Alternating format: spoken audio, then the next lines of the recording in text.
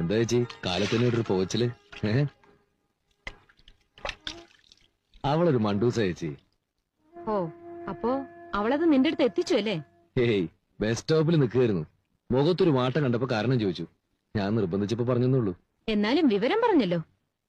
മോഹൻ അറിയോ ഈ വീട്ടിൽ എന്തെല്ലാം സംഭവങ്ങൾ നടക്കുന്നു? ഞാൻ സുഖേട്ടനോട് ഒന്നും പറയാറില്ലല്ലോ. ഈ കാതി കൂടെ കേട്ട് ഈ കാതി കൂടെ വിടും. നമ്മളെ തമ്മിൽ അടുപ്പിക്കാനാ ശൈലജയ്ക്ക് ആഗ്രഹം. എന്താ ചേച്ചി ഇത്? ഞാൻ പറഞ്ഞിട്ടില്ല അവള് ഒരു മണ്ടൂസും പാവമാണെന്ന്. എനിക്കും അങ്ങനെ തോന്നിയിട്ടില്ല. ഇന്നാണ് ഒരു ദിവസം സുഖേട്ടൻ ഓഫീസിൽ നിന്ന് വരുമ്പോ അവൾ ആ നടുവിലത്തെ മുറിയിലിരുന്ന് കാലുമ്മ കാലും കയറ്റി വെച്ചിട്ട് മാഗസിൻ വായിക്കുക. എന്നാ സുഖേട്ടനെ കണ്ടിട്ടൊന്ന് അനങ്ങ. ശൈലജയോ? എന്നാ അവള് തീർച്ചയായിട്ടും സുഖേട്ടനെ കണ്ടു കാണില്ല. അപ്പൊ ഞാൻ നുണ പറയണമെന്നല്ലേ? മോന, അവക്ക് എന്നെയോ സുഖേട്ടനെയോ ഒന്നും പേടിക്കേണ്ട കാര്യമില്ല. കാരണം അവക്ക് ജോലിയുണ്ട്. നിന്റെ ഭാര്യ നീ ന്യായീകരിക്കില്ലുള്ളൂ. എന്നാലത് അവൾ അപ്പൊ തന്നെ ഭർത്താവിന്റെ കാതിൽ എത്തിച്ചു. എന്താ ചേച്ചി